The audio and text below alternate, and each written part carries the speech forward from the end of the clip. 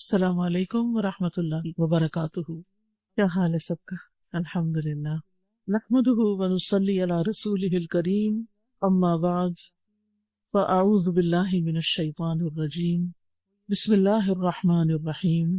رب اشرح لی صدری ویسر لی امری واحلل عقدۃ من لسانی یفقهوا قولی۔ الحمد للہ الذی خلقنا وہدانا، امر بالطاعات لما فيها من الخير والبركات، ونهى عن المحرمات لما فيها من الشؤم والشرور والهلاكات۔ احمد ربي واشكره على نعمه التي لا يحصيها الا هو، ما علمنا منها وما لم نعلم۔ ہر طرح کی ہم اللہ رب العزت کے لیے ہے، جس نے ہمیں پیدا کیا، ہمیں ہدایت دی، اور اس نے ہمیں اطاعت کے ان کاموں کا حکم دیا جن میں ہمارے لیے خیر اور برکت ہے، اور حرام کاموں سے منع کیا کیونکہ ان میں نحوست، شر اور فساد، تباہی ہے۔ میں اپنے رب کی حمد بیان کرتی ہوں اور اس کا شکر ادا کرتی ہوں، اس کی ان نعمتوں پر جنہیں اس کے سوا کوئی شمار نہیں کر سکتا، کوئی گن نہیں سکتا، ان نعمتوں پر بھی جنہیں ہم جانتے ہیں اور ان نعمتوں پر بھی جنہیں ہم جانتے نہیں۔ حقیقت یہ ہے کہ ہمارا رب ہی شکر اور تعریف کے لائق ہے۔ تعریف کا جذبہ انسان کے اندر ہر حال میں رہتا ہے۔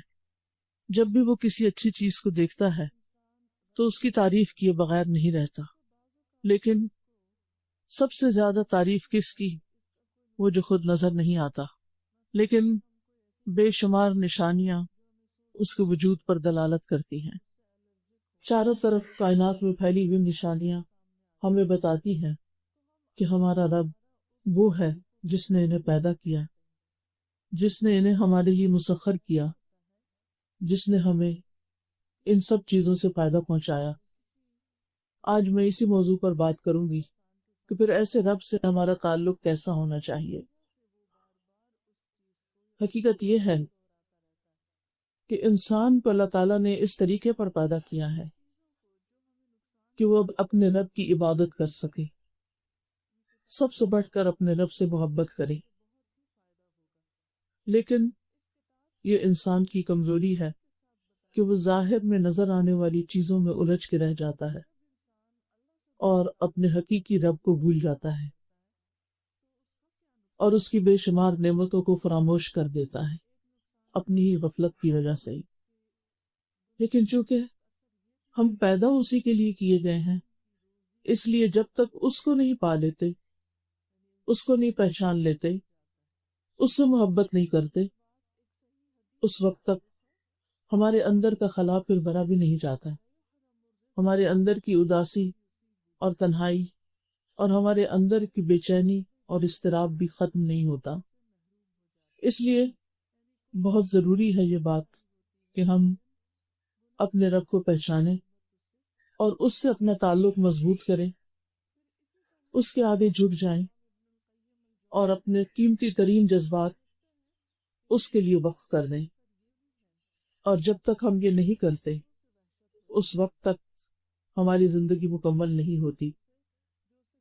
دنیا میں بھی ہم بے شمار نعمتوں سے صحیح معنوں میں فائدہ نہیں اٹھا سکتے، اور آخرت کی سب سے بڑی نعمت اور وہ اللہ سبحانہ وتعالیٰ کا دیدار، اس کا شوق جب تک دنیا میں نہیں ہوتا ہے وہاں بھی اس کی لذت نہیں پا سکتے۔ لہٰذا بے حد ضروری ہے کہ ہم اپنے رب کو پہچانیں اور اس کی اطاعت اس حال میں کریں کہ واقعی وہ ہم سے راضی ہو جائے۔ ہمارا رب کون ہے؟ اور خاص طور پر انبیاء علیہ السلام نے رب کو کیسے پہچانا، اس کے بارے میں سورۃ الشعراء کی آیات ایک بہترین تعارف کراتی ہیں کہ جو ابراہیم علیہ السلام کا اپنے رب کے ساتھ تعلق تھا اور جس طرح وہ اپنے رب کو پہچانتے تھے، بظاہر دیکھنے میں بہت ہی سادہ لفظ ہیں، لیکن ایک حقیقی تعلق کو بیان کرتے ہیں۔ یوں محسوس ہوتا ہے کہ یہ ان کے حقیقی جذبات ہیں، یہ ان کے اپنے ہی احساسات ہیں اور یہ ان کے دل کی باتیں ہیں۔ وہ کہتے ہیں کون ہے رب؟ الذی خلقنی فہو یہدینی، وہ جس نے مجھے پیدا کیا پھر وہی مجھے راہ دکھاتا ہے۔ والذی هو یطعمنی ویسقینی، وہی جو مجھے کھلاتا اور پلاتا ہے۔ وَإِذَا مَرِضْتُ فَهُوَ يَشْفِينِ، اور جب میں بیمار ہوتا ہوں تو وہی مجھے شفا دیتا ہے۔ وَالَّذِي يُمِيتُنِي ثُمَّ يُحْيِينِ، وہی جو مجھے موت دے گا پھر مجھے زندہ کرے گا۔ وَالَّذِي أَطْمَعُ أَن يَغْفِرَ لِي خَطِيئَتِي يَوْمَ الدِّينِ، اور وہ جس سے میں طمع رکھتا ہوں کہ وہ جزا کے دن میری خطا بخش دے گا۔ رب هب لي حکما والحقنی بالصالحین، اے میرے رب مجھے حکم عطا کر اور مجھے نیک لوگوں کے ساتھ ملا۔ وجعل لي لسان صدق فی الآخرین، اور پیچھے آنے والوں میں میرے لیے سچی ناموری رب۔ وجعلنی من ورثۃ جنت النعیم، اور مجھے جنت النعیم کے وارثوں میں شامل کر لے۔ یہ ہے ابراہیم علیہ السلام جو اپنے رب کے ساتھ اپنے تعلق کو کچھ یوں بیان کرتے ہیں۔ میں اور آپ سوچیں کہ کیا ہم جب کچھ کھا رہے ہوتے ہیں، جب کچھ پی رہے ہوتے ہیں، جب بیماری سے صحت یاب ہو رہے ہوتے ہیں، تو کیا ہمارے دل کے بھی یہی جذبات ہوتے ہیں کہ یہ میرا رب ہے جو مجھے پلا رہا ہے، یہ میرا رب ہے جو مجھے کھلا رہا ہے، یہ میرا رب ہے جس نے میری یہ ساری ضروریات پوری کی ہیں؟ یعنی ہم میں سے ہر شخص یہ سوچے کہ رب کے ساتھ پرسنل لیول پر میرا تعلق کیسا ہے، کہ جو میرے اور میرے رب کے درمیان ہی ایک راز ہے جس کا اظہار میں اپنے رب کے سامنے ہی کرتی رہتی، جس کو میں دل ہی دل میں یاد کرتی رہتی ہوں، جو ہر موقع پر مجھے یاد رہتا ہے، ہر نعمت کے پانے پر مجھے اسی کا خیال آتا ہے، اور مجھے زندگی میں جو کچھ ملا ہے میں سب کچھ اسی سے منسوب کرتی ہوں کہ یہ مجھے میرے رب نے عطا کیا ہے۔ کیونکہ رب کے ساتھ ہر شخص کا اپنے طور پر ایک تعلق ہونا، ایک پرسنل لیول پر تعلق ہونا بہت ضروری ہے۔ ہمارا رب اگرچہ سارے جہانوں کا رب ہے، اللہ خالق کل شیء، ہر چیز کو وہی پیدا کرنے والا ہے، وہی خالق ہے، وہی مالک ہے، وہی اس پوری کائنات کی تدبیر کر رہا ہے، اس کا نظام چلا رہا ہے، سارے امور اسی کی طرف لوٹتے ہیں۔ ساری مخلوق کو پیدا کرنے کے بعد اس کی رہنمائی بھی اسی نے کی ہے۔ الذی اعطی کل شیء خلقہ ثم ہدی، وہ جس نے ہر چیز کو اس کی شکل و صورت بخشی پھر اس کو راستہ دکھایا۔ وہ ہر چیز پر نگرانی کر رہا ہے، ہر چیز کی حفاظت کرنے والا ہے۔ حکم ان سب پر اسی کا چلتا ہے، سارے کا سارا حکم اور سارے کے سارے فیصلے اسی کی جناب سے صادر ہوتے ہیں۔ کاموں کی تدبیر بھی اسی کے ہاتھ میں ہے۔ زندگی اور موت کا رب بھی وہی ہے۔ آسمان اور زمین میں پائی جانے والی ہر چیز کا وہ علم رکھتا ہے۔ ایک ذرے سے لے کر عرش تک سب اسی کے کنٹرول میں ہے۔ ظاہری اور پوشیدہ باتوں کا وہ جاننے والا ہے۔ ہمارے دل کے اندر پائے جانے والے خیالات سے وہی واقف ہے۔ وہ نگاہوں کی خیانت تک کو جانتا ہے، وہ ہماری سرگوشیوں سے بھی واقف ہے۔ لیکن ذاتی طور پر اپنی زندگی میں، اپنی روزمرہ کی مصروفیات میں میرا اس کے ساتھ کتنا تعلق ہے اور کیسا تعلق ہے، میرے اوقات اس کی یاد میں کس طرح بسر ہوتے ہیں، اور وہ یاد بھی کیسی ہوتی ہے۔ اور خاص طور پر نماز کے وقت ہماری نماز میں، ہماری عبادت میں، ہماری تلاوت میں اس کی یاد کا کتنا حصہ ہوتا ہے۔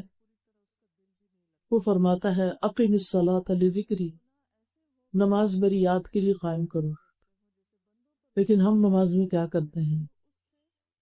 نماز کا اصل مقصد تو اس سے ملاقات ہے، اس کی عبادت کا اظہار ہے، اس کی یاد ہے جو عملی شکل میں ہم اس کے سامنے کھڑے ہو کر کرتے ہیں۔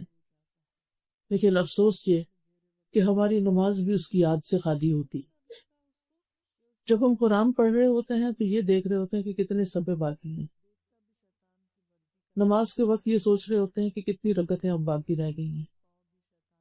یعنی ہم ہر چیز کو انجوائے کر رہے ہیں، ہر چیز کے پیچھے جا رہے ہیں، طرح طرح کی چیزوں کی محبت میں گرفتار ہیں، لیکن جس نے سب کچھ دیا ہے اسی سے غافل ہے. تو رب کی عبادت کے لیے اس کی معرفت بے حد ضروری ہے، اس کی پہچان ضروری ہے، اور سب سے بڑھ کر یہ کہ وہ ایک ہے اور اس جیسا کوئی نہیں. قل هو اللہ احد، کہہ دیجئے کہ اللہ ایک ہے. اللہ الصمد، اللہ بے نیاز ہے. لم یلد، اس نے کسی کو جنا نہیں. ولم یولد، اور نہ کوئی اس سے جنا گیا ہے. ولم یکن لہ کفوا احد، اور کوئی ایک بھی اس کا ہمسر نہیں، کوئی ایک بھی اس جیسا نہیں. لیس کمثلہ شیء وہو السمیع البصیر، کوئی چیز اس جیسی نہیں اور وہ سننے والا، دیکھنے والا ہے. وہ اپنی ذات میں اکیلا ہے، اپنے اسماء و صفات میں اور اپنے افعال میں کوئی بھی اس کے مشابہ نہیں. وہ بادشاہ ہے اور باقی ساری مخلوق اس کی ملکیت ہے. وہ رب ہے اور باقی سب اس کے بندے ہیں. وہ خالق ہے اور باقی سب مخلوق ہیں. وہ اکیلا ہی خالق ہے، خلق میں کوئی اس کا شریک نہیں. اسی لیے الوہیت میں بھی کوئی اس کا شریک نہیں. وہی معبود ہے اور ہم سب عبادت کرنے والے ہیں، اور ہمیں اس نے پیدا بھی اپنی عبادت کے لیے کیا ہے. زمین و آسمان کی ایک ایک چیز اس کی تسبیح بیان کر رہی ہے. سبح للہ ما فی السماوات و ما فی الارض وَإِن مِّن شَيْءٍ إِلَّا يُسَبِّحُ بِحَمْدِهِ وَلَٰكِن لَّا تَفْقَهُونَ تَسْبِيحَهُمْ. کوئی چیز ایسی نہیں کہ جو اس کی تسبیح نہ کر رہی ہو، لیکن تم ان کی تسبیح کو نہیں سمجھتے. کائنات کی ایک ایک چیز اس کی تابع دار ہے، اس کی وفادار ہے، اس کو پہچانتی ہے، اس کو یاد کرتی ہے، اس کے آگے جھکی ہوئی ہے. وَلِلَّهِ يَسْجُدُ مَن فِي السَّمَاوَاتِ وَمَن فِي الْأَرْضِ، ہر ایک اس کے آگے سجدہ ریز ہے. لیکن ہم کیا کر رہے ہیں؟ ہم صرف زبان سے کہتے ہیں لا الہ الا اللہ، کہ اللہ کے سوا کوئی الہ نہیں، کوئی معبود نہیں. لیکن جب عبادت کا وقت آتا ہے تو پھر ہم کبھی نفس کے غلام بن جاتے ہیں اور کبھی بندوں کے، کبھی اپنی خواہشات کے. ہماری عبادت کس قسم کی ہے؟ میرا اور آپ کا اور ہم سب کا اپنے رب سے تعلق کس قسم کا ہے؟ وہ عبادت کا مستحق ہے، لیکن کیا ہم نے اس کو واقعی اس کا یہ حق دیا ہے؟ پھر یہ کہ وہ اپنی ذات میں سب سے بڑا ہے. وَهُوَ الْعَلِيُّ الْعَظِيمُ، بلند ہے، عظمت والا ہے، عرش پر مستوی ہے. اور پھر اس کے عرش کی وسعت ہم سب کو معلوم ہے کتنی زیادہ ہے. ابو ذر غفاری کہتے ہیں میں مسجد حرام میں داخل ہوا اور رسول اللہ صلی اللہ علیہ وسلم کو اکیلے پا کر ان کے پاس بیٹھ گیا. میں نے کہا یا رسول اللہ صلی اللہ علیہ وسلم، کون سی آیت افضل ہے جو آپ پر نازل ہوئی؟ آپ نے فرمایا آیت الکرسی. کرسی کے مقابلے میں 7 آسمان اس طرح ہیں جیسے بیابان زمین میں کوئی چھلا پڑا ہوا ہو، اور پھر کرسی کے مقابلے میں عرش کا حجم اس طرح ہے جیسے اس چھلے کے مقابلے میں بیابان کا وجود ہو. اس کے عرش کی وسعتوں کو امیجن نہیں کیا جا سکتا کہ کہاں یہ کہ ہم اللہ رب العزت کی عظمت کا پوری طرح اس کا ادراک کر سکیں، اس کو محسوس کر سکیں. ہر چیز اس کے قبضہ قدرت میں ہے. اور قیامت کے دن وہ فرمائے گا، آسمانوں کو لپیٹ لے گا اور اپنے دائیں ہاتھ میں لے کے فرمائے گا میں بادشاہ ہوں، کہاں ہے جبار، کہاں ہے تکبر کرنے والے. پھر زمینوں کو اپنے بائیں ہاتھ میں لپیٹ کر لے لے گا اور فرمائے گا میں ہوں بادشاہ، میں ہوں جبار، کہاں ہے تکبر کرنے والے. اور اس وقت اللہ سبحانہ وتعالیٰ کے سوا کسی کو بولنے کی جرات نہ ہو. لیکن کیا ہم اس دنیا میں رہتے ہوئے واقعی اس کو ہی بادشاہ مانتے ہیں، اسی کو بڑا سمجھتے ہیں؟ حقیقت میں طاقتور وہی ہے، باقی سب کمزور ہیں۔ صاحب قدرت وہی ہے، باقی سب بے بس ہیں۔ سب سے بڑا وہی ہے، اس کے سوا سب چھوٹے ہیں۔ وہ بے نیاز اور غنی ہے اور سب اس کے محتاج ہیں۔ وہ طاقتور ہے، اس کے سوا باقی سب ذلیل اور کمزور ہیں۔ وہی معبود برحق ہے، اس کے سوا جو بھی کوئی معبود ہونے کا دعویٰ کرے یا جسے کوئی معبود سمجھے، وہ سب کے سب باطل ہیں۔ دنیا میں اگر کوئی طاقتور ہمیں نظر آتا ہے تو اس کو بھی اسی نے پیدا کیا ہے۔ آج دنیا میں اگر کسی کے پاس اختیار ہے کسی بھی قسم کا، چھوٹا یا بڑا، تو اس کو وہ اختیار دینے والا اور اس کو پیدا کرنے والا بھی وہی ہے۔ لیکن ان ساری قوتوں اور ان ساری صفات کے باوجود وہ ارحم الراحمین بھی ہے اور مالک یوم الدین بھی ہے، نہایت رحم فرمانے والا ہے۔ لیکن انسانوں کو بدلہ بھی خود دے گا، جو بھی وہ اس کے ساتھ دنیا میں معاملہ کر کے جائیں گے۔ دنیا میں رزق بھی وہی ہمیں دیتا ہے اور آخرت میں جنت اور جہنم میں ڈالنے کا فیصلہ بھی اسی کا ہوگا۔ بے مثال صفات والا ہے، ہر چیز سے پہلے ہے اور سب سے آخر میں بھی وہی ہے۔ هو الاول والآخر والظاہر والباطن، ہر چیز پر وہی غالب ہے اور ہر چیز کے پیچھے وہ باطن ہے، ہر چیز کو وہ جاننے والا ہے۔ وحدہ لا شریک لہ، علم میں سب سے بڑا ہے۔ اللہ یعلم ما تحمل كل انثى وما تغیض الارحام وما تزداد وكل شیء عنده بمقدار عالم الغیب والشہادۃ الکبیر المتعال۔ اللہ جانتا ہے جو ہر مادہ اٹھائے ہوئے ہے اور جو کچھ رحم کم کرتے ہیں اور جو زیادہ کرتے ہیں، اور ہر چیز اس کے ہاں ایک اندازے کے ساتھ ہے۔ وہ غیب اور حاضر کو جاننے والا ہے، بہت بڑا اور نہایت بلند ہے۔ عالم الغیب والشہادہ ہے، غیب اور حاضر سب کا جاننے والا، ماضی، حال اور مستقبل ہر زمانے سے واقف ہے۔ ہر چیز پوری طرح اس کے قبضے قدرت میں ہے۔ وہ جس چیز میں جیسا چاہے تصرف کرے، کوئی اس کو روک نہیں سکتا۔ جس کو جو چاہے دے، کوئی منع نہیں کر سکتا، اور جس سے چاہے روک لے، کوئی اس کو دے نہیں سکتا۔ اللہم لا مانع لما اعطیت ولا معطی لما منعت ولا ينفع ذا الجد منک الجد۔ اس کے لیے سب کچھ کرنا آسان ہے، لہٰذا جب ہم اس سے مانگے تو اس کی شان کو سامنے رکھ کے مانگے، اپنے پیمانوں کو سامنے رکھ کے نہیں۔ جو چیزیں ہمیں ناممکن لگتی ہیں اس کے لیے عین ممکن ہے، جو ہمیں مشکل لگتا ہے اس کے لیے وہ سب آسان ہے۔ وہ بڑا ہے، بہت بڑا، بہت بلند، اس کا نام بھی بہت بابرکت ہے۔ تبارک اسم ربک ذی الجلال والاکرام، اس کے نام سے جو کام کیا جائے وہ بھی آسان ہو جاتا ہے، اس سے برکت ہو جاتی ہے۔ رسول اللہ صلی اللہ علیہ وسلم نے فرمایا، کھانے کے وقت اللہ کا نام لیا کرو، وہ تمہارے لیے اس کھانے میں برکت ڈال دے گا، اس کے نام سے حفاظت ملتی ہے۔ نبی صلی اللہ علیہ وسلم نے فرمایا، جب رات کا آغاز ہو یا جب شام ہو جائے تو اپنے بچوں کو روک لو، گھر سے باہر نہ نکلنے دو، کیونکہ اس وقت شیاطین پھیل جاتے ہیں۔ پھر جب رات کی ایک گھڑی گزر جائے تو انہیں چھوڑ دو، یعنی پھر جا سکتے ہیں، اور دروازے بند کر لیا کرو، اور اس وقت اللہ کا نام لو، کیونکہ شیطان بند دروازے کو نہیں کھولتا۔ اور اللہ کا نام لے کر اپنے مشکیزوں کا منہ باندھ لیا کرو، اللہ کا نام لے کر برتنوں کو ڈھکا کرو، خواہ کسی چیز کو چوڑائی میں رکھ کر ہی اس کو ڈھکو، یعنی برتن کھلے نہیں ہونے چاہیے رات کے وقت، اور اپنے چراغ سونے سے پہلے بجھا دیا کرو۔ اسی طرح جب صبح شام 3 دفعہ اس کا نام لیا جائے اور یہ دعا پڑھی جائے تو کوئی چیز انسان کو نقصان نہیں دیتی۔ بسم اللہ الذی لا یضر مع اسمہ شیء فی الارض ولا فی السماء وہو السمیع العلیم۔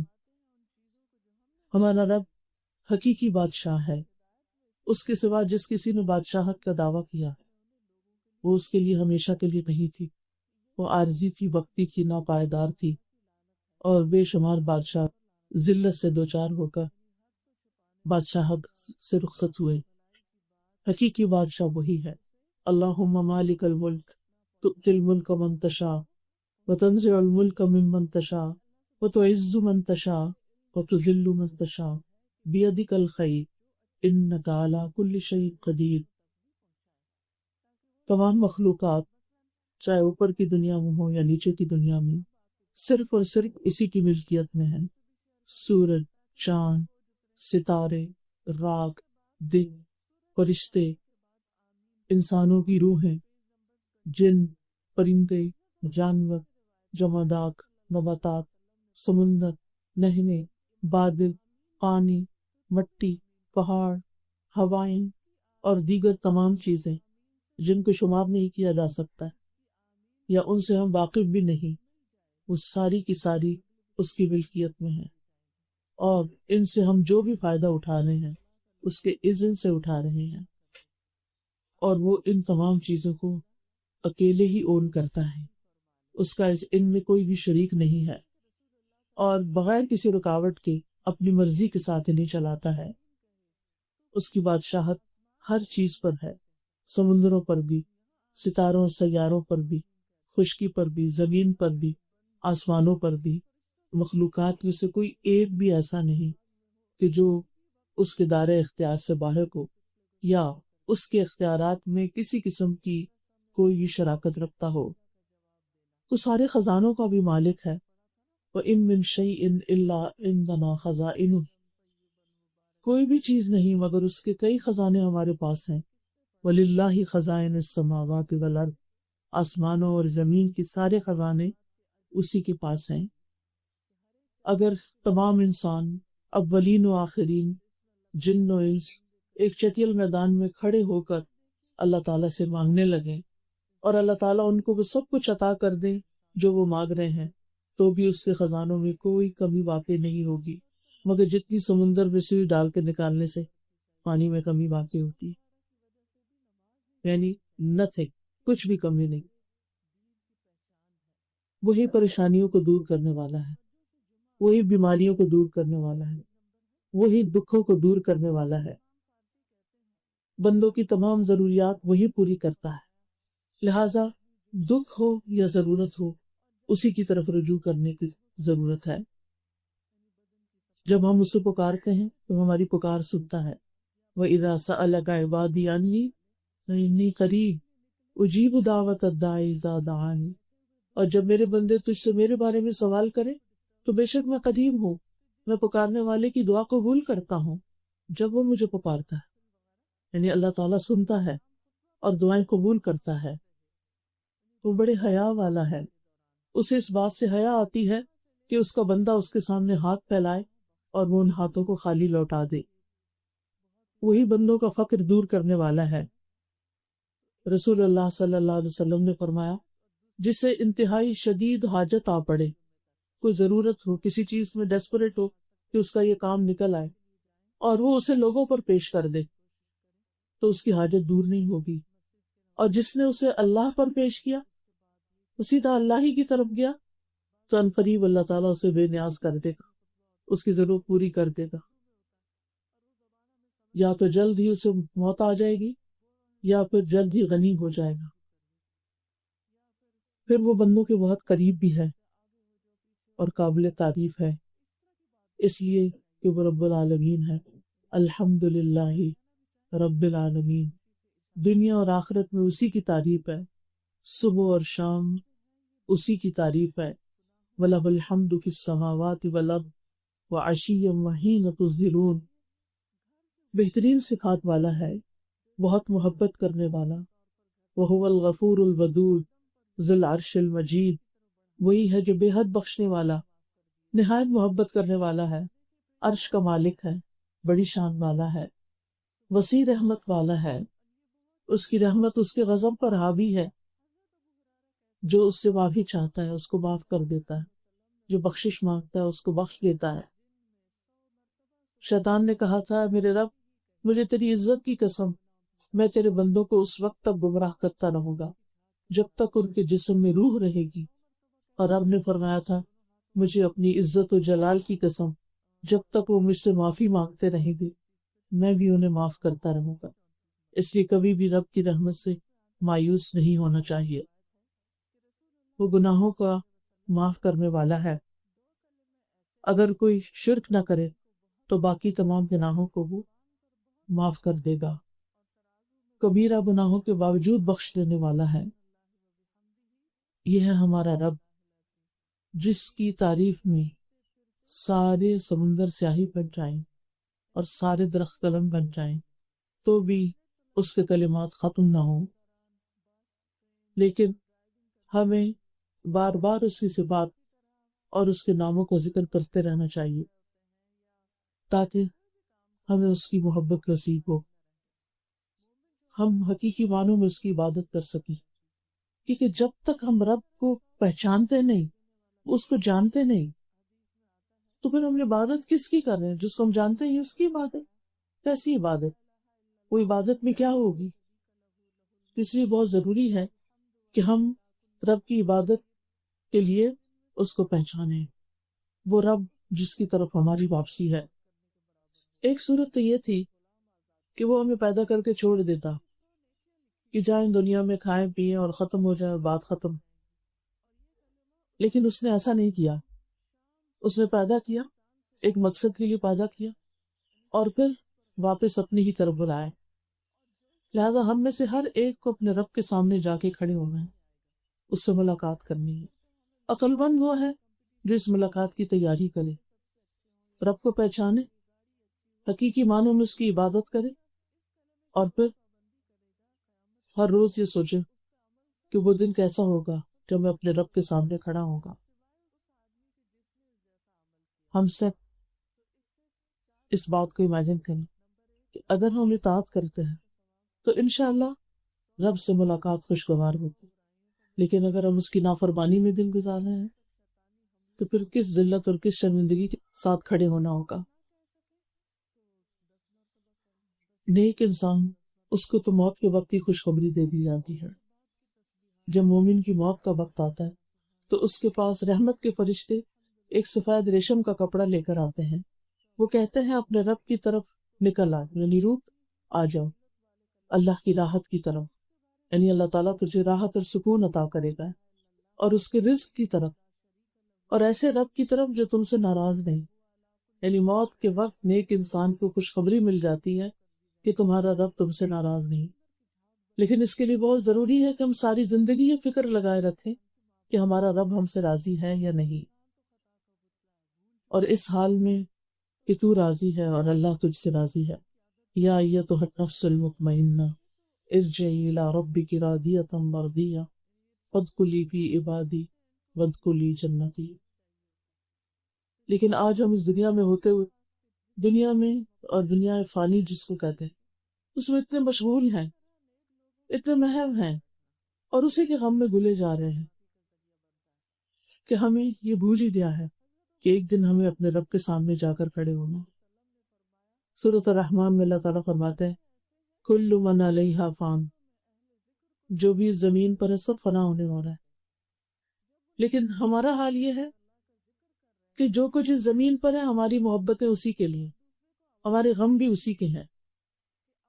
اور وَيَبْقَى وَجْهُ رَبِّكَ ذُو الْجَلَالِ وَالْإِكْرَامِ، تیرے رب کا چہرہ باقی رہے گا جو بڑی شان اور عزت والا ہے. یعنی اس کے دیدار اور وہ جو باقی رہنے والا، اس کی طرف ہماری توجہ کب ہے. ہم سب اپنے دلوں کا جائزہ لیں، ہم سب اپنا اپنا محاسبہ کریں کہ میرے دل میں سب سے زیادہ کون سی چیز آتی ہے، سب سے زیادہ مجھے کس چیز کا خیال آتا ہے، سب سے زیادہ مجھے کس چیز کی پریشانی. اللہ سبحانہ تعالیٰ بڑا غیرت والا ہے. جب بندہ اللہ سے بڑھ کر کسی بھی چیز سے محبت کرتا ہے، اللہ تعالیٰ بندے کو اسی چیز سے توڑتا ہے، اسی چیز کے غم میں مبتلا کر دیتا ہے، اسی چیز کے لیے پریشان کر دیتا ہے. اسی لیے الا ان اولیاء اللہ لا خوف علیہم ولا هم یحزنون. لیکن ہمیں یہ بات سمجھ میں نہیں آتی کیونکہ ہم نے اللہ کا ولی ہونے کا کبھی سوچا ہی نہیں کہ ہم سب چیزوں سے بڑھ کر اللہ ہی سے محبت کرنے والے ہیں. اور یہ ایک حقیقت ہے کہ جب انسان کا اللہ پہ توکل ہو جاتا ہے وہ اللہ کو پہچان لیتا ہے اور دوسری طرف اس دنیا کی حقیقت کو بھی پہچان لیتا ہے تو پھر دنیا کے غم ہلکے ہو جاتے ہیں، اور کچھ لوگوں کے تو بالکل ہی ختم ہو جاتا ہے، کیونکہ انہیں پتا ہے کہ دنیا اپنے سارے مسائل کے ساتھ ایک دن اپنے اینڈ کو پہنچے گی، لیکن صرف باقی رہنے والی چیز تو ہمارا نبی ہے. اس لیے اس کو راضی کرنے کی فکر کرنی چاہیے، اس کی طرف توجہ کی فکر چاہیے، اس سے محبت کرنی چاہیے، اس کو بنا لینا چاہیے، کیونکہ وہ دنیا میں ہی وقت ہے، مرنے کے بعد یہ نہیں ہو سکے گا. تو رب سے میرا تعلق کیسا ہونا چاہیے؟ پھر سب سے پہلی بات تو یہ کہ رب پر ایمان، ایسا یقین کہ جس میں کوئی شک نہ ہو، اور اس ایمان کے ساتھ اس کی عبادت، اس ایمان میں اس کی محبت بھی شامل اور اس کا خوف بھی شامل. جب عبادت میں محبت اور خوف دونوں چیزیں شامل ہو جاتی تو عبادت کا لطف ہی کچھ اور ہو جاتا ہے. لیکن جب عبادت صرف ایک ریچول سمجھ کر اور ایک صرف مجبوری سمجھ کر کی جاتی ہے کہ نہ کی تو پکڑ ہو جائے گی، نماز قضا کر دی تو بس سزا مل جائے گی، تو پھر اس نماز سے انسان لذت نہیں پاتا. کیوں نبی صلی اللہ علیہ وسلم فرماتے تھے اقیم الصلاۃ یا بلال ارحنا بلال، بلال نماز قائم کرو اور ہمیں اس سے راحت پہنچا کہ جب رب سے ملاقات کرے گی، رب کے آگے کھڑے ہوں گے تو ساری باتیں بھول جائیں گے، دنیا کے غم بھول جائیں گے. لیکن ہمارا حال یہ ہے کہ ہم نے اپنے دلوں میں دنیا کو اتنی جگہ دے رکھی ہے کہ رب کے سامنے کھڑے ہو کر بھی اسی طرف دھیان رہتا ہے، دنیا کے غم آگے یاد آتے رہتے ہیں. رب کے لیے نہیں روتے، رب کی محبت میں نہیں روتے نماز میں، رب کے سامنے جا کر دنیا کی محبت میں روتے، جو بذات خود نماز میں خلل ڈالنے والی چیز ہے.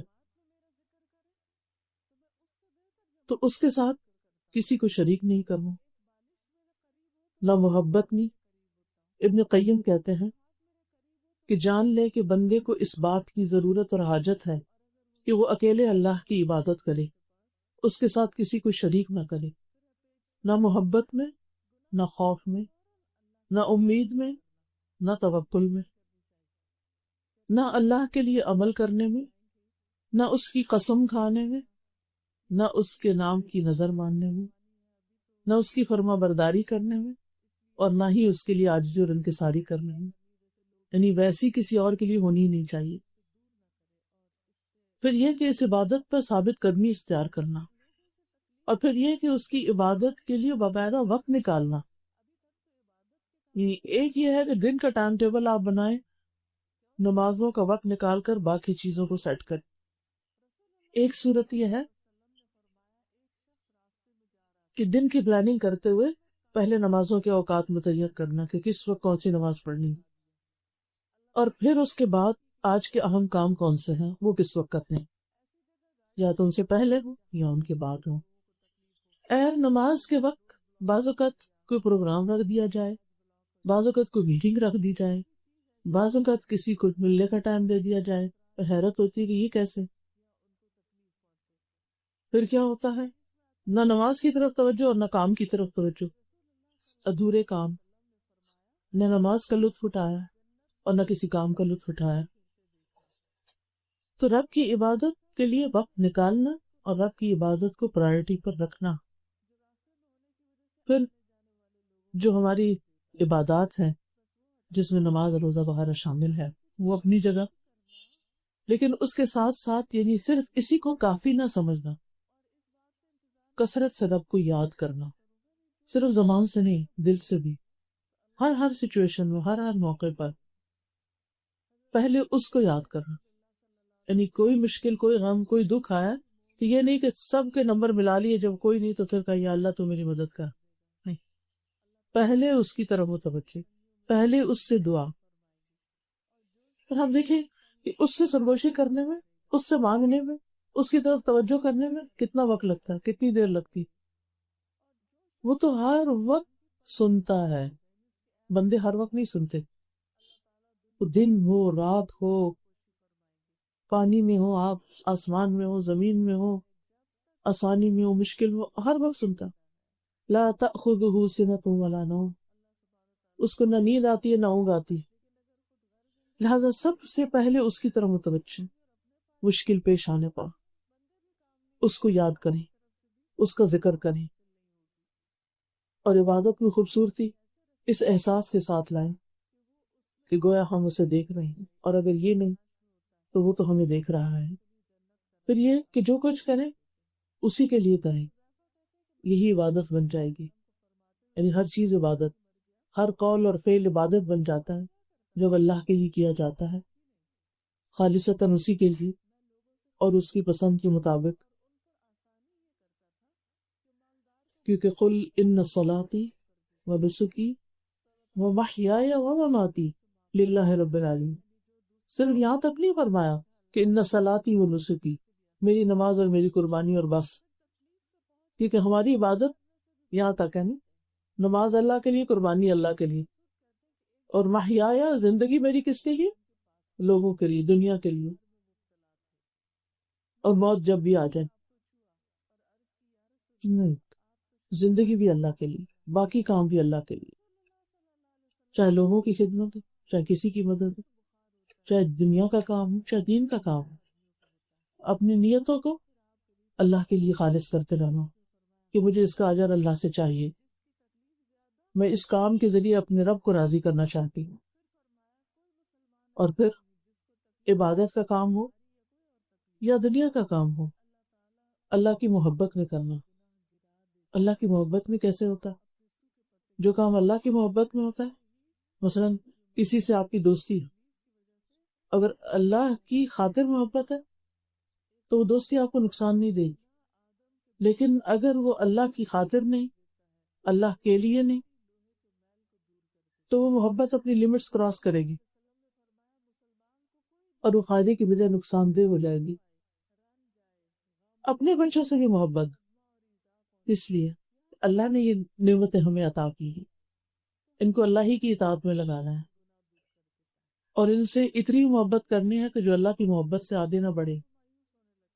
جب آپ اس کو اپنی جگہ پر رکھیں گے نا، تو پھر بچوں کی طرف سے ملنے والی خوشی اور غم اور سب کچھ بھی اپنے ایک لمٹ کے اندر آ جائے گا، وہ آپ کو ڈسٹرب نہیں کرے گا. لیکن جب وہ لمٹ کراس کر جاتی ہے محبت ان کی، یہ کسی بھی چیز کی محبت، تو پھر وہی انسان کے لیے مصیبت بن جاتی، وہی انسان کے لیے دکھ اور تکلیف اور پریشانی کا سبب بن جاتی ہے. لہذا اللہ سے تعلق کس طرح ہونا چاہیے؟ عبادت اسی کے لیے، ذکر اسی کا، محبت اس سے، خوف بھی اسی کا، اور سب سے بڑھ کر خوف اسی کا، اور غائبانہ طور پر اللہ سے ڈرنا.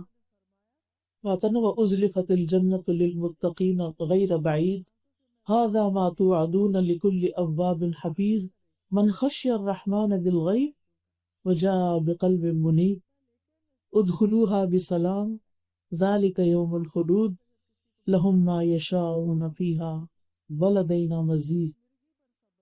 اور جنت متقین کے قریب کر دی جائے گی جو کچھ بھی دور نہ ہوگی. یہ ہے جس کا وعدہ تم سے کیا جاتا تھا، ہر اس شخص کے لیے جو بہت رجوع کرنے والا، خوب حفاظت کرنے والا ہو، جو رحمان سے بن دیکھے ڈر گیا ہو، اور رجوع کرنے والا دل لے کر آیا ہو. کہا جائے گا اس میں سلامتی کے ساتھ داخل ہو جاؤ، یہی ہمیشہ رہنے کا دن ہے. ان کے لیے وہاں وہ کچھ ہوگا جو وہ چاہیں گے، اور ہمارے پاس مزید بھی ہے. مزید کیا؟ اللہ سبحانہ وتعالیٰ کا دیتا. پھر ہر موقع پر اللہ سے ڈرنی، یعنی خوشی کا موقع ہو، غم کا موقع ہو، کچھ خریدنے کا ہو، کچھ بیچنے کا ہو، کیونکہ ان معاملات میں ہم عموماً اللہ تعالیٰ کو بلا دیتے ہیں. اسی لیے ہماری خرید و فروخت میں اسراف بھی ہوتا ہے، ہم نافرمانی کی چیزیں بھی کرنے لگتے ہیں اور ہمیں کچھ فکر بھی نہیں ہوتی. ہم کہتے ہیں ہم نے نماز بڑی اچھی سی پڑھ لی، ہم تو تہجد بھی پڑھتے ہیں، ہم تو حجاب بھی کرتے ہیں، ہم تو صدقہ خیرات بھی کرتے ہیں، لیکن جب معاملات آتے ہیں تو ان میں دھوکہ دہی یا فریب یا ان باقی چیزوں کے بارے میں نہیں سوچتے. تو جو اللہ کی محبت میں جیتے ہیں وہ اللہ کے بندوں کو نقصان بھی نہیں دیتے، وہ کسی پہ ظلم نہیں کرتے، وہ اپنے آپ پہ بھی نہیں کرتے، وہ اس کے ہر حکم کو لیتے ہیں. یا ایھا الذین آمنوا ادخلوا فی السلم کافہ، اے لوگ جو ایمان لائے دین میں پورے کے پورے داخل، اور اس کی منہیات جن چیزوں سے اس نے روکا ہے اس سے بھی بچتے ہیں، جو فرائض اس نے عائد کیے ان کو ادا کرتے ہیں اور دل کی خوشی سے پورے کرتے ہیں، یعنی صرف ایک مجبوری سے نہیں، بہترین طریقے سے اللہ کی عبادت کرتے ہیں. اور اس میں آپ دیکھیں کہ نبی صلی اللہ علیہ وسلم نے حضرت معاذ بن جبل کا ہاتھ پکڑا اور فرمایا اے معاذ میں تم سے محبت کرتا ہوں. حضرت معاذ کہتے ہیں میں نے عرض کیا اللہ کے رسول میں بھی آپ سے محبت کرتا ہوں. تو رسول اللہ صلی اللہ علیہ وسلم نے فرمایا تم پابندی سے ہر نماز میں یہ دعا مانگا کرو، رب اعنی علی ذکرک و شکرک و حسن عبادتک، کیونکہ جب بندے کو بطور رزق اچھی عبادت کی توفیق دے دی جاتی ہے تو اس کا سینہ کھل جاتا ہے، دل مطمئن ہو جاتا ہے اور وہ عبادت کی لذت پا لیتا ہے، اور یہ اللہ کی مدد سے ہی ہوتا ہے. اس لیے ہر نماز کے بعد ایسا کرنا ضروری ہے. اور پھر آپ دیکھیے نبی صلی اللہ علیہ وسلم حضرت معاذ سے محبت کا اظہار کرتے ہیں، اور یہ محبت اللہ کی خاطر تھی، اسی لیے نماز کے بعد کی دعا ساتھ سکھائی کہ جب انسان کسی سے اللہ کی خاطر محبت کرتا ہے تو پھر وہاں صرف دنیا کی باتیں نہیں ہوتی، وہ ایک دوسرے کی خیر خواہی کے کام بھی کرتا ہے. اور پھر جب عبادت صحیح ہو جاتی ہے نا تو بہت سی مصیبتیں اور بہت سی تکلیفیں اور بہت سی پریشانیاں خود بہت دور ہونے لگتی ہیں، کیونکہ دل میں یا تو آپ اللہ کی محبت اور اس کا لطف پائیں گے، یا اگر وہ نہیں تو پھر دنیا کی پریشانیاں ہوں گی.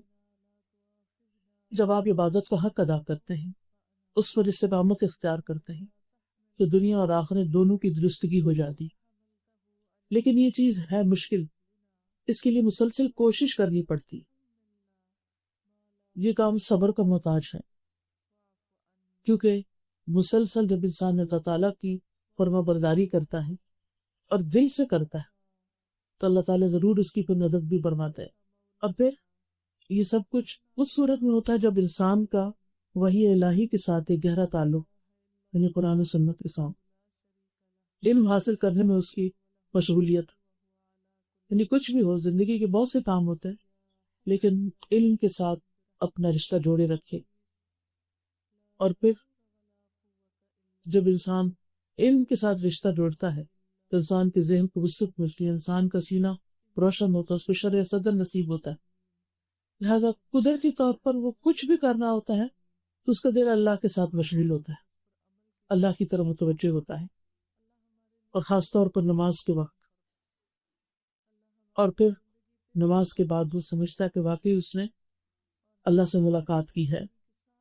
نماز اس کی آنکھوں کی ٹھنڈک بن جاتی ہے، جیسے نبی صلی اللہ علیہ وسلم نے فرمایا وَجُعِلَتْ قُرَّةُ عَيْنِي فِي الصَّلَاةِ، میری آنکھوں کی ٹھنڈک نماز میں رکھ دی گئی.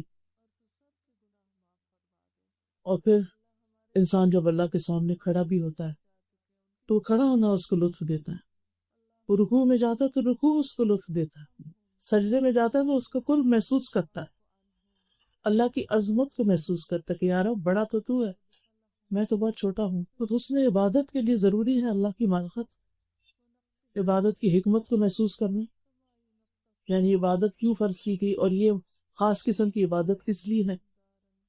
اور تیسری چیز جو فائدہ دیتی انسان کو صحبت صالح. ابراہیم علیہ السلام نے جب رب کا تعارف کرایا اور رب سے دعا کی تو ان دعاؤں میں کیا مانگا؟ وَأَلْحِقْنِي بِالصَّالِحِينَ، کیونکہ انسان ان کیفیات کو ایک مخالف ماحول میں مینٹین نہیں کر پاتا. یعنی آپ اتنی کوشش کر کے ایک لیول تک پہنچتے ہیں اور پھر اگر آپ کے آس پاس ہر وقت ماحول ایسا ہے تو پھر واپس آپ کو پلٹا دے، پھر آپ کے سامنے اور چیزیں زیادہ بڑی ہو کے نظر آنے لگتی ہیں. اس لیے نیک لوگوں سے دوستی، صالح لوگوں سے دوستی، ان کی مجلس میں بیٹھنا، اور پھر ایسے کاموں سے بچنا جن سے رب ناراض ہوتا ہے، ایسے الفاظ بھی ادا نہیں کرنا جو رب کی ناراضگی کو باعث بنتے ہیں.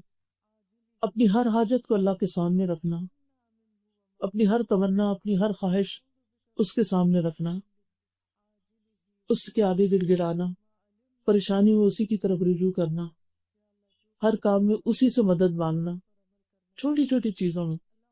آپ کو معلوم ہے نا کہ صحابہ کرام جوتی کا تسمہ بھی ٹوٹتا تھا تو اللہ کی طرف رجوع کر. اگر آپ دیکھیں نا تو سب سے زیادہ جس چیز میں انسان کا اللہ تعالیٰ سے تعلق ڈیولپ ہوتا ہے نا وہ دعا ہے، مانگنا ہے. انسان مانگتا اسی سے ہے جس پر اس کو مان ہوتا ہے، جس کے بارے میں وہ سمجھتا ہے کہ یہ دے گا مجھے، کیا یہ دے سکتا ہے. تو جب ہر چیز آپ اللہ سے مانگنا شروع کرتے ہیں نا، ہر موقع پر آپ دعا کرتے ہیں،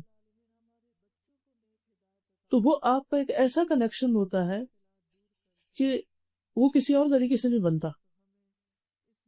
کبھی کبھی انسان سوچتا ہے کہ اللہ تعالیٰ نے مجھے اس مشکل میں کیوں ڈالا ہے. ہر انسان کی زندگی میں کچھ چیلنجز ہوتے ہیں، کچھ پریشانیاں ہوتی ہیں.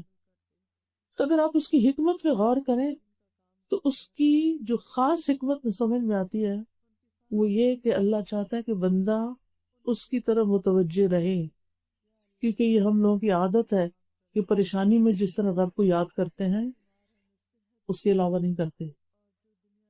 پریشانی، تکلیف، آزمائش، امتحان یہ سب ذریعہ بن جاتا ہے خوب خوب دعائیں کرنے کا، اللہ سبحانہ و تعالیٰ سے ایک خاص تعلق قائم کر لینے کا.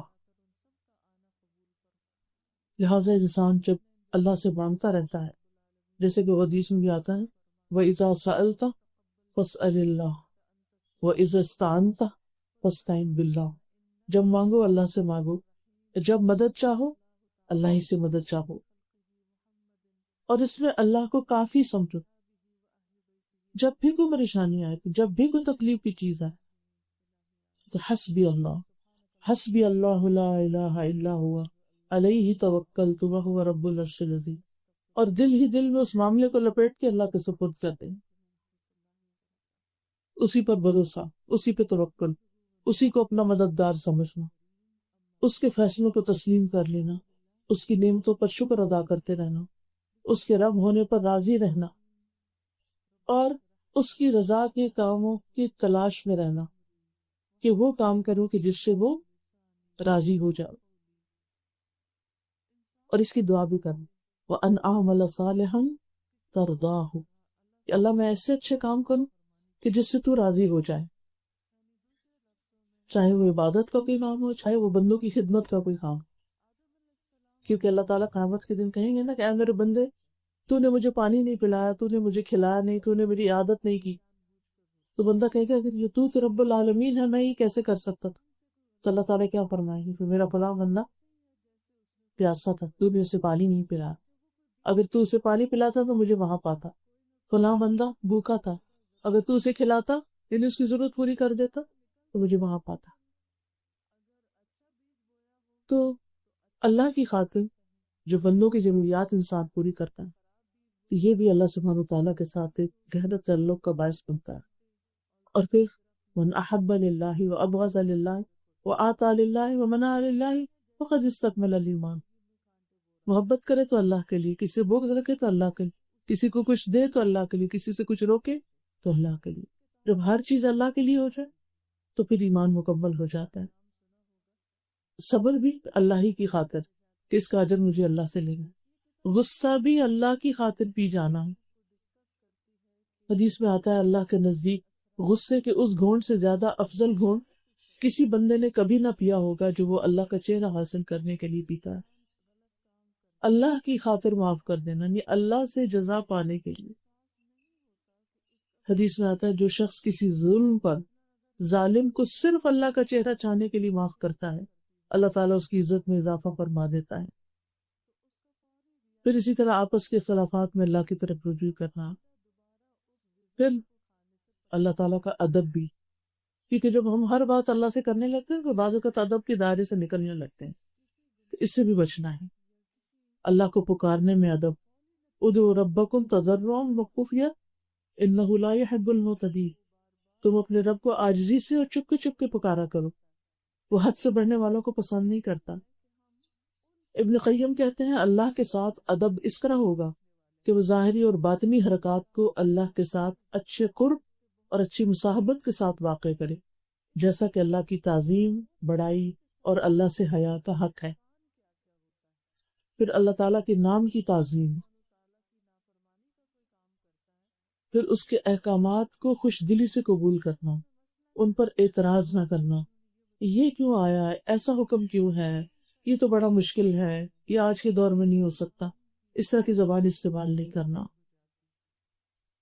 اور بعض اوقات انسان صاف انکار کر دیتا، میں تو نہیں یہ کر سکتا، یا ان پر عمل کرنے سے تکبر کرتا ہے، یا ان پر عمل کرنے سے سستی کا مظاہرہ کرتا۔ کہ جب انسان کے اندر اللہ کی محبت ہوتی ہے اور اللہ کے لیے کچھ کرنا ہوتا ہے تو انسان کے دل میں یہ یقین ہوتا ہے اللہ سب سے بڑا ہے، لہٰذا میں اس کے لیے کوئی کام کر رہا ہوں تو کیا مشکل ہے، مجھے اس سے جزا چاہیے۔ پھر سارے لوگوں کی نظریں چھوٹی ہو جاتی ہیں کہ لوگ کیا کہیں گے۔ جب تک لوگ ہماری نگاہوں میں بڑے رہتے ہیں تو پھر ہم بہت سے احکامات پر عمل ہی نہیں کرتے کہ لوگ کیا کہیں گے، لیکن جب اللہ ہمارے سامنے بڑا ہو جاتا ہے، ہماری زندگی میں وہ سب سے بڑا ہو جاتا ہے، تو پھر ہمیں کچھ بھی کرنے میں مشکل نہیں لگتا کہ ہم اس کے لیے کر رہے ہیں اور وہ ہمیں دیکھ رہا ہے۔ پھر یہ ہے کہ اللہ سبحانہ تعالیٰ کے ساتھ ادب کا ایک تقاضا یہ بھی ہے کہ اس سے کبھی بدگمان نہ ہو، اس سے کبھی مایوس نہ ہو، کبھی اس کو الزام نہ دے، پھر بغیر علم کے اللہ کی طرف کوئی بات منسوب نہ کریں کہ اللہ تعالیٰ یہ کرتا ہے، اللہ تعالیٰ یہ کہتا ہے، اللہ تعالیٰ فرماتا ہے اور کہیں نہ فرمایا ہو۔ یہ سخت بڑا جھوٹ ہے، یہ کبیرہ گناہ سے بھی بڑا گناہ ہے، اکبر الکبائر میں سے ہے۔ پھر اللہ کی طرف بھلائی کی نسبت کرنا، شر کی نسبت نہ کرنا۔